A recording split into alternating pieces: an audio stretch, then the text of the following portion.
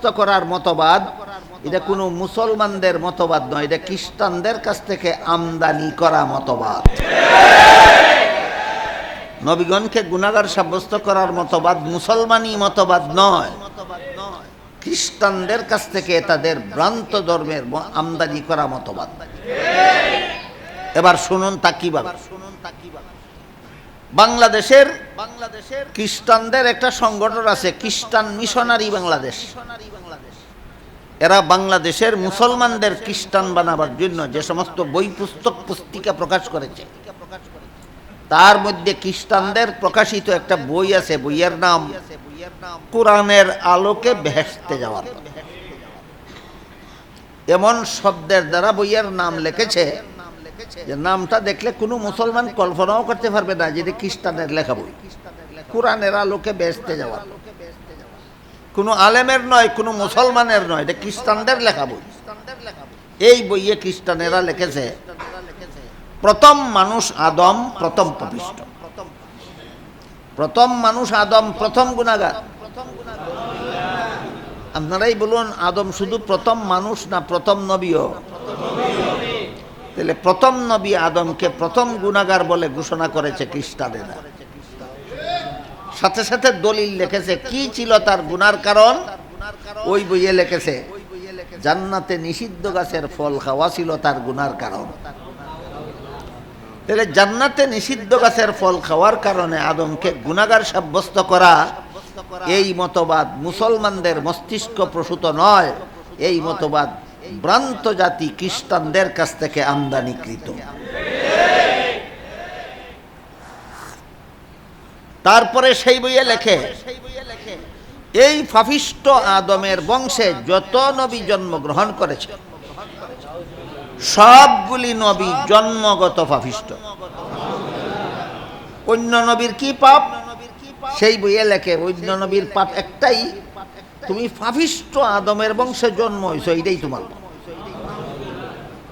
পাপিষ্ঠ আদমের বংশে জন্ম হওয়াটাই নূহ নবীর পাপ।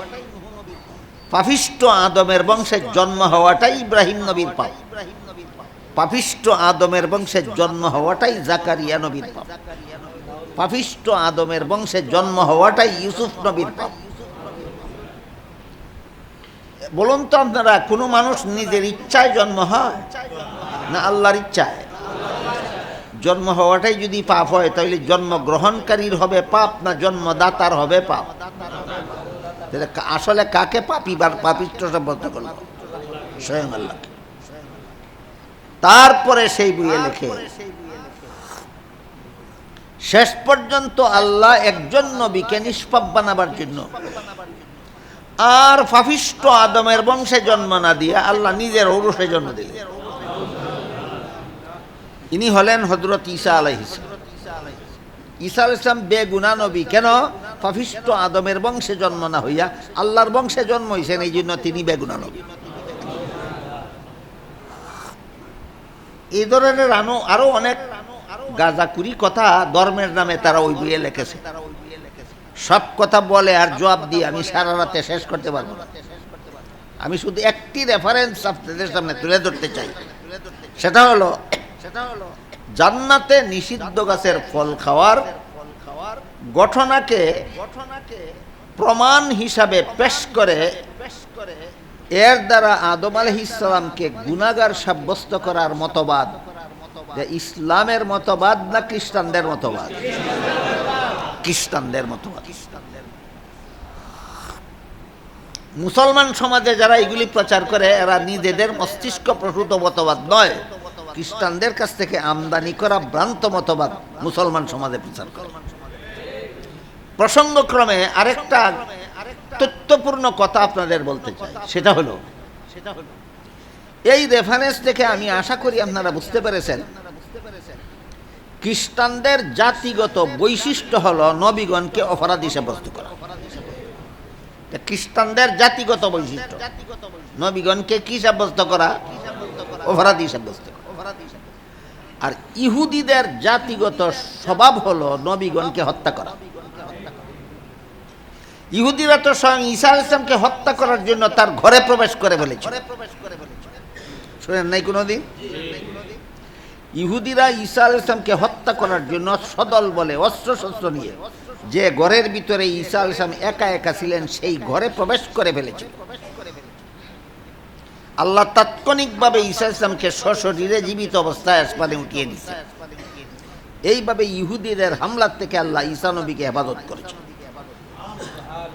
ঈসা নবীকে পারল না আল্লাহর হেফাজতের কারণে। বিভিন্ন নবীকে তারা হত্যা করেছে, আল্লাহ তখনকার জন্য হেফাজত করেননি বিভিন্ন কৌশলগত কারণ।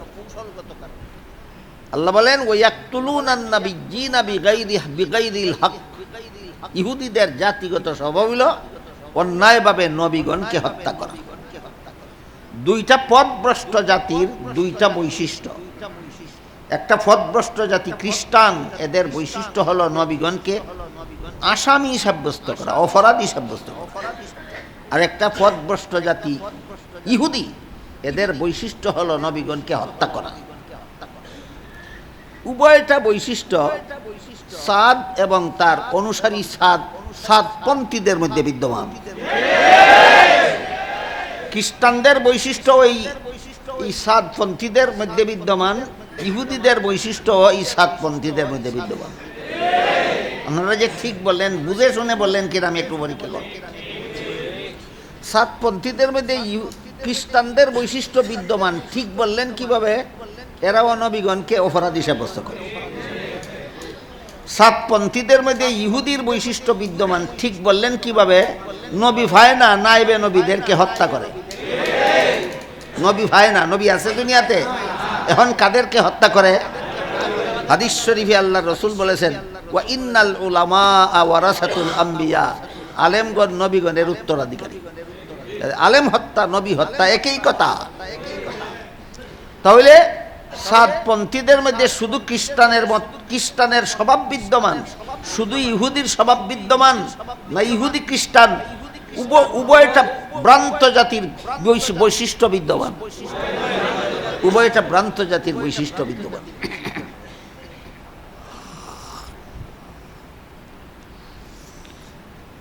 তাহলে আদম আলাইহিস সালাম যে জান্নাতে নিষিদ্ধ গাছের ফল খেয়েছিলেন, এর ভ্রান্ত ব্যাখ্যার মাধ্যমে খ্রিস্টানেরা আদমকে গুনাহগার সাব্যস্ত করে, আর সাদ মার্কা কিছু মুসলমানেও এই নবীগণকে গুনাহগার সাব্যস্ত করে। আপনাদের জানা দরকার তাহলে আদমের নিষিদ্ধ গাছের ফল খাওয়ার সহি ব্যাখ্যাটা কি, এটা জানা দরকার। আদমের নিষিদ্ধ, জান্নাতে নিষিদ্ধ গাছের ফল খাওয়ার সহি ব্যাখ্যাটা কি? বিগত প্রায় 1400 বছরের ইতিহাসে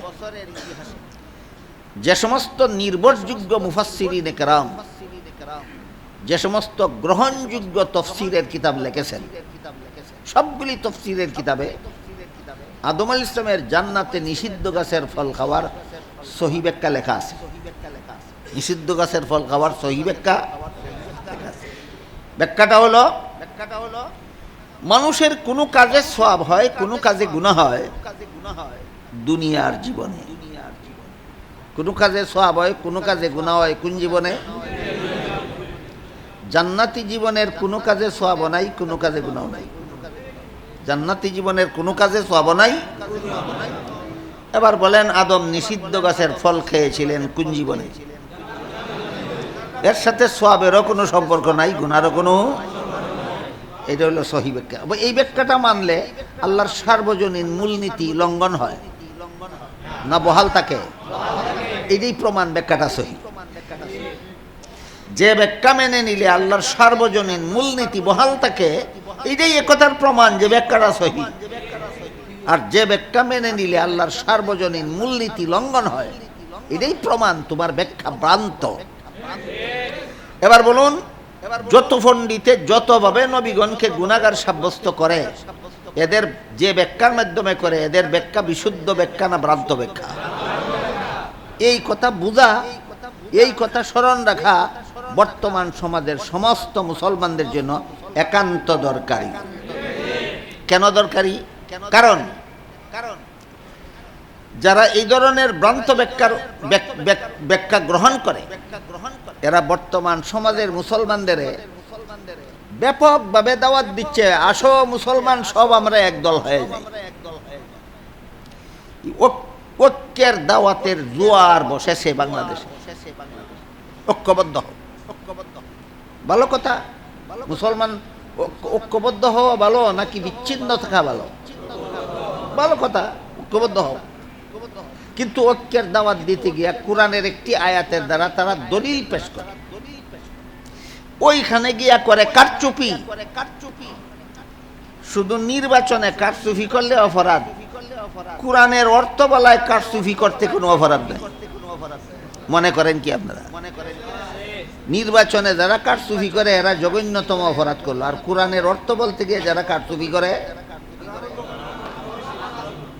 কৃষকের গরু চুর বড় অপরাধী না মসজিদের কোরআন চুর বড় অপরাধী? ওরা তো গরু চুর, তোরা তো কোরআন চুর। কিভাবে কোরআন চুর এবার একটু শুনুন। যারা ঐক্যের দাওয়াত দেয় তারা বলে, আল্লাহ সূরা আলে ইমরানের 103 নম্বর আয়াতে বলেছেন, ওয়াতাসিমু বিহাবলিল্লাহি জামিআন ওয়ালা তাফাররাকু। অর্থাৎ হে মুমিন মুসলমানেরা, তোমরা আল্লাহর দ্বীনকে শক্তভাবে ধারণ করার মাধ্যমে ঐক্যবদ্ধ হও। ভালো করে লক্ষ্য করুন, সূরা আলে ইমরানের 103 নম্বর আয়াতে আল্লাহ বলেন, হে মুমিন মুসলমানেরা, তোমরা আল্লাহর দ্বীনকে শক্তভাবে আঁকড়ে ধরার মাধ্যমে ঐক্যবদ্ধ হও। বুঝে থাকলে বলুন, আল্লাহ শুধু ঐক্যবদ্ধ হওয়ার কথা বলেছেন না, এর আগে ঐক্যবদ্ধ হওয়ার প্ল্যাটফর্ম চিহ্নিত করে দিয়েছেন। আল্লাহ মুসলমানদের ঐক্যবদ্ধ হওয়ার একটা প্ল্যাটফর্ম চিহ্নিত করে দিয়েছেন, সেটা হলো আল্লাহর দ্বীনকে শক্তভাবে ধারণ করো। আল্লাহর দ্বীনকে শক্তভাবে ধারণ করো। আগের কথাটা কয় না, আল্লাহর দ্বীনকে ধারণ করার মাধ্যমে ঐক্যবদ্ধ হও আল্লাহ বলেছেন, ওইটা কয় না, শুধু কয় আল্লাহ বলেছেন ঐক্যবদ্ধ হও।